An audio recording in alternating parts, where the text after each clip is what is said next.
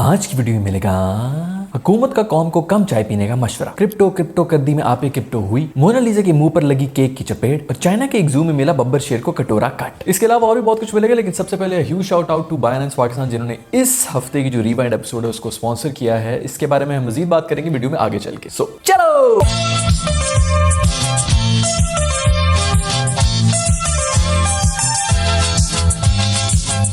खैर, खबर कुछ इस तरह है कि चूंकि मुल्क खसारे में जा रहा है तो कौम से अपील की गई कि जितने भी इंपोर्ट्स हैं उनके ऊपर कमी लाने के लिए हमें इसके ऊपर काबू करना पड़ेगा। और चाय चूंकि हम इंपोर्ट करते हैं पाकिस्तान के अंदर, तो इसको भी कम पिएं ताकि हमारे जो इंपोर्ट के अखराजात हैं वो भी कम हो सके। भाई, गवर्नमेंट को ये बताना चाहूँगा कि खूनी इनकलाब अभी तक तो आया नहीं है, लेकिन इस बात के ऊपर आ सकता है। चाय का कोई मजाक नहीं है। दुनिया पता नहीं कौन कौन से मशरूब पी के मस्त हुई है, हमारे मासूम जो बेचारे कुछ चाय दूध पत्ती इस किस्म की चीज़ें पीते हैं, उसके ऊपर भी बैन लगाना चाहते हो तुम लोग। यहाँ पर तो यार गम हो, खुशी हो, टेंशन हो, जो मर्जी हो, चाय ही चलती है। हाँ, अभी कुछ मम्मी डैडी लोगों की एक ब्रीड आ चुकी है जो कि चाय को कॉफ़ी से रिप्लेस करना चाह रही है, लेकिन नहीं भाई, ऐसा हो नहीं सकता।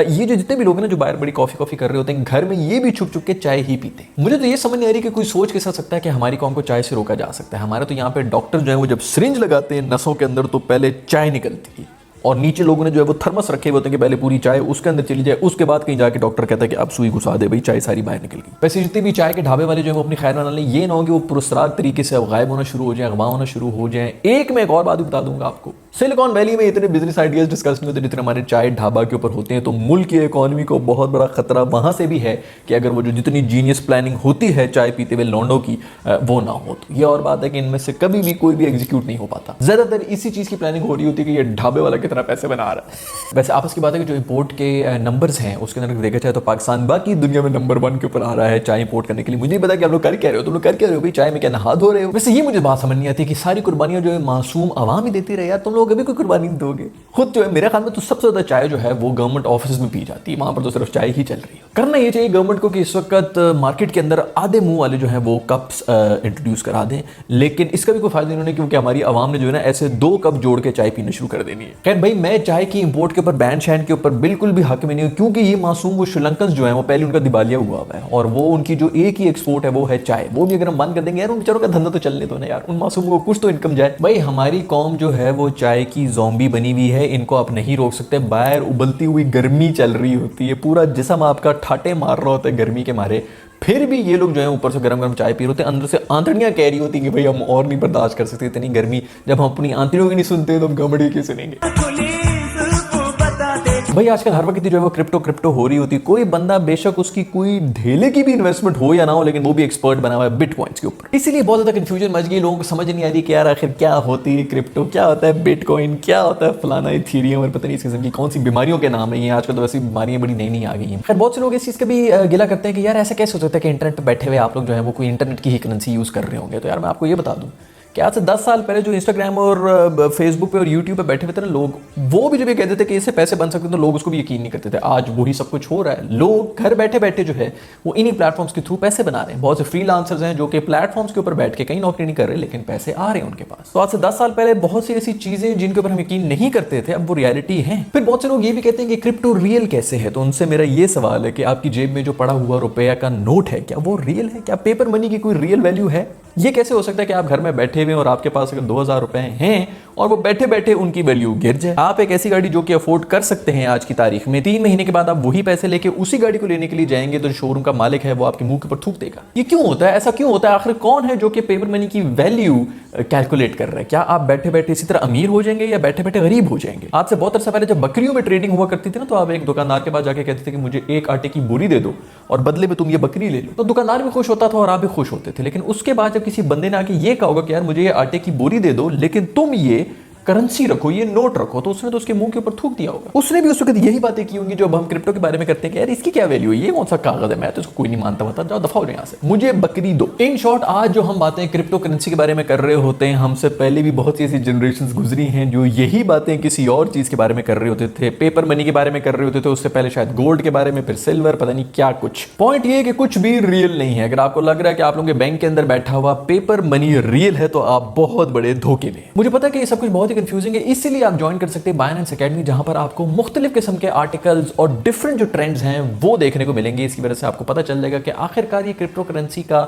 मामला है क्या। जिस तरह बहुत से टीचर्स होते हैं वो अपने स्कूल्स के अंदर तो उस तरह दिल लगा के पढ़ाते नहीं है, लेकिन अकेडमीज के अंदर पढ़ा रहे होते हैं क्योंकि वहां पर उनको प्राइवेट पैसा मिल रहा होता है। उसी तरह बहुत से ऐसे डॉक्टर्स हैं जो कि सरकारी अस्पताल के अंदर बिल्कुल भी आपका अच्छा इलाज नहीं करेंगे, लेकिन अपने प्राइवेट क्लिनिक में आपको दिलो जान से वेलकम करेंगे। उसी तरह बाइनेंस की एकेडमी भी आई जो कि बिल्कुल फ्री है, और यह आपको फ्री में मुफ्त में एकेडमी वाले मजे दे रही है। यहां पर आपको मिलेंगे 280 से भी ज्यादा आर्टिकल्स जो कि 21 जुबानों में ट्रांसलेटेड है। Crypto currency, blockchain, trading, investing, privacy और इसके अलावा और भी बहुत से ट्रेंडिंग टॉपिक्स। नीचे मैंने बाइनेंस एकेडमी का लिंक भी दिया हुआ है, आप उसके ऊपर क्लिक करके उनको ज्वाइन कर सकते हैं। इसके अलावा बाइनेंस पाकिस्तान ने पाकिस्तान के अंदर बहुत से इवेंट्स भी ऑर्गेनाइज कराए हैं। इसी महीने के शुरू के अंदर इन्होंने लाहौर और कराची के अंदर इवेंट्स किए थे जिन पर मैं भी गया था, और वहां पर बहुत ही जबरदस्त उनकी पैनल डिस्कशंस हुई, इंडस्ट्री एक्सपर्ट्स आए हुए थे, जिसके अंदर मुख्तलिफ क्रिप्टो करेंसी से रिलेटेड टॉपिक्स के ऊपर बात की गई थी और लोगों को अवेयरनेस फैलाई गई थी। अगर आप लोग भी चाहते हैं कि आपके पास ये इन्फॉर्मेशन वक्तन फवक्तन पहुंचती रहे, तो मैं नीचे इनके सोशल मीडिया अकाउंट्स जो हैं वो भी टैग कर रहा हूं, आप उनके ऊपर बाइनेंस पाकिस्तान को फॉलो भी कर सकते हैं ताकि आप लोग अप टू डेट रहें। मगर दोस्तों, जैसे तरबूज को काटने से पहले आप उसको खटखटाते हैं ना, ये जानने के लिए कि अंदर से लाल है कि नहीं है, उसी तरह क्रिप्टो की दुनिया में एक टर्म यूज होती है जिसको कहते हैं डू योर ओन रिसर्च। कोई भी चीज के अंदर इन्वेस्ट करने से पहले आपको अपनी रिसर्च करनी पड़ेगी, लोगों की बातों में नहीं आना। डिस्क्रिप्शन के अंदर मैंने अपना रेफरल लिंक भी दिया हुआ है, इसके ऊपर आप क्लिक करें और यहां से आप लोग बाइनेंस पाकिस्तान को ज्वाइन भी कर सकते हैं। एक फॉर्म आएगा छोटा सा, उसको फिल करें, ज्यादा आपका टाइम नहीं लगेगा और आप लोग भी बाइनेंस पाकिस्तान का हिस्सा बन जाएंगे। लेकिन याद रखिएगा, ये सब कुछ करने से पहले आपको अपनी रिसर्च करनी पड़ेगी। मैं किसी किस्म का कोई एक्सपर्ट हूं नहीं,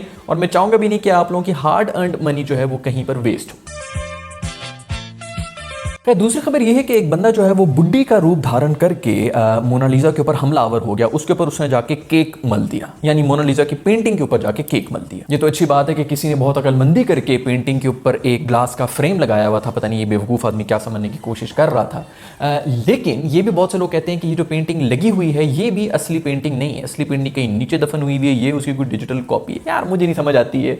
150 रुपए का पोस्टर लो, उसके ऊपर जो मर्जी फ्रेम शेम करा के आप अपने घर में भी देख लें, एक ही तरह की पिक्चर है। अब तो प्रिंट आउट भी जो है वो बिल्कुल 100% उसी तरह के ही निकलते हैं। खैर जो भी हो, कभी भी रिस्क को इस तरह जाया नहीं करना चाहिए। मेरे ख्याल में इस बंदे को ये लग रहा था कि मोनालिसा भूखी है, या फिर उसको ये लग रहा होगा कि इसकी बर्थडे है, तभी उसने केक मुंह पे मल दिया। क्योंकि हमारे यहाँ पे तो यही होता है, केक खाता तो कोई भी नहीं है, पाइनएप्पल के गंदे केक होते हैं हमारे यहाँ पे जो कि क्रीम से भरे हुए होते हैं। लोग सिर्फ इसलिए यूज करते हैं कि लोगों का मुंह उसके अंदर दे मारे। वैसे शुक्र है कि हरकत किसी गोरे ने की, अगर किसी देसी ने की होती तो पूरे मीडिया के अंदर कोहराम मचा हुआ होता और इस वक्त 300-350 देसी जो है वो डिपोर्ट हो चुके होते। पाकिस्तानी अगर कोई ये हरकत कर लेता तो उससे ना जेल में बंद करके उसे पूरी जेल की पेंटिंग्स चटवाते, लेकिन इस बंदे को मेंटल हॉस्पिटल में एडमिट कर दिया गया। वैसे आपस की बात है कि मोनालिसा भी कोई इतनी लेजेंडरी पेंटिंग है तो नहीं, लेकिन चूंकि अब हम मतलब ये गुस्ताखी तो नहीं कर सकते ना, आपको कूल होना पड़ता है, आपको ये नजर होनी चाहिए कि नहीं भाई ये वाली जो पेंटिंग है बहुत ही जबरदस्त है, तो कोई भी बंदा इसकी बुराई नहीं कर सकता। हालांकि रियलिटी में ये है कि बहुत से ऐसे जबरदस्त किस्म के पेंटर्स बैठे हुए होते हैं बेचारे, जो बड़ी रियलिस्टिक किस्म की पेंटिंग्स भी बना रहे होते हैं, लेकिन उनका चूंकि नाम नहीं होता, ब्रांड नहीं होता, तो लोग उनको उस तरह सराहते नहीं है। वैसे भी पेंटर जब मर जाता है तो उसके बाद उसकी वैल्यू बढ़ती है। तब भी बेहतर यही है कि इंसान जो है वो अपनी जीती जी ही अपनी मौत स्टेज करके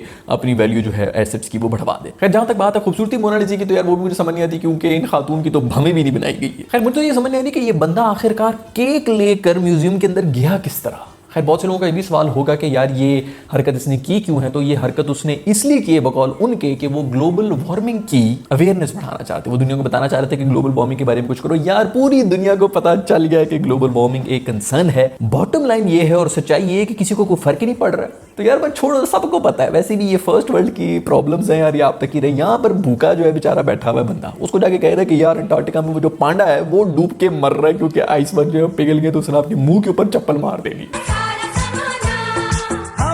दूसरी खबर यह है कि चाइना के एक जू के अंदर एक बब्बर शेर का रातों रात हेयर कट हो गया, और जब सुबह हुई लोगों ने देखा तो सबसे पहला शक जो है उन्होंने जू कीपर के ऊपर किया। उसको बुला दिया कि यार तूने किया हेयर कट। जू कीपर रोना शुरू हो गया, उसने कहा मैंने तो ऐसा कोई हेयर कट वगैरह नहीं किया। और बात भी सच है यार, मतलब आप ऐसे कैसे जू कीपर के ऊपर इल्जाम लगा सकते हैं। ऐसे हेयर कट तो हमेशा अम्मियां करती थी अपने बच्चों की, क्योंकि अम्मियां जो हैं वो समझती हैं कि ये बच्चे थोड़ी हैं, ये तो खोते के बच्चे हैं, इनको लैब रैट समझ के इनके ऊपर हर तरह के एक्सपेरिमेंट करो, कटोरा रख के इनका खुद ही हेयर कट भी कर देता कि टाइम भी बच जाएगा और पैसे भी बच जाएंगे। वैसे मुझे भी थोड़ा बहुत शक तो जू कीपर के ऊपर ही हुआ, क्योंकि दुनिया में ऐसा कौन सा नाई है जिसमें इतना दम है कि वो शेर के पिंजरे में जाके उसका हेयर कट कर देगा। वैसे ये शेर जो अपनी शक्ल से ही बहुत ज्यादा मासूम लग रहा है, और इसकी बीवी भी जो है वो भी उसको कह रही है कि शक्ल गुम कर अपनी यार दफा हो यहाँ से। वैसे मुझे मुझे इस हेयर कट में इस शेर को देख के वो पीके फिल्म में जो नुष्की शर्मा थी ना वो याद आ गई। इसी हेयर कट से याद है कि लड़कियां पाकिस्तान के अंदर जब भी बोर हो रही होती हैं, हर 6 महीने के बाद उनको समझ नहीं आई तो वो बस ये सोचना शुरू कर देती हैं कि यार बाल ना कटवा दूं, मैं छोटे करा देती हूँ। और फिर होता यही है कि छोटे कराने के बाद उस वक्त तो बहुत खुश हो रही होती हैं, सेल्फियां यूं यूं यूं करके ले रही होती हैं, अगले दिन जब सो के उठती हैं तो रोना शुरू हो रहती है कि ये हमने क्या कर दिया। वैसे ये हाल लड़कों का भी होता है, क्योंकि हम भी जब भी किसी अच्छे हेयर ड्रेसर के पास चले जाते हैं तो वो कहता है यार तू बस बात ना कर, मुझे पता है कि मैंने क्या करना है। आप बेशक उसको कहें कि यार ये इतने छोटे करने हैं, उसने जो है वो बस इतने ही छोटे करने, उसका हाथ रुकना ही नहीं है। और फिर उसके बाद जो है ना उसने शीशा आगे पीछे दिखा के कहना कि अब कैसा लग रहा है, और आप कहते हैं कि बहुत अच्छा लग रहा है, क्योंकि आप कुछ कर ही नहीं सकते। खैर मुझे उम्मीद है कि आज की वीडियो आपको जरूर पसंद आई होगी। मैं एक बार फिर आपको याद करा दूं कि बायनेंस को डाउनलोड करने के लिए मैंने लिंक नीचे दिया हुआ है, मेरा रेफरल लिंक है, इसके ऊपर क्लिक करें और आप फॉर्म फिल करके इसका हिस्सा बन जाएं। इसके अलावा इनके सोशल मीडिया हैंडल्स के ऊपर भी आप इनको फॉलो कर सकते हैं। सब डिटेल्स मैंने नीचे डिस्क्रिप्शन के अंदर दे दी है। I will see you in the next video, bye.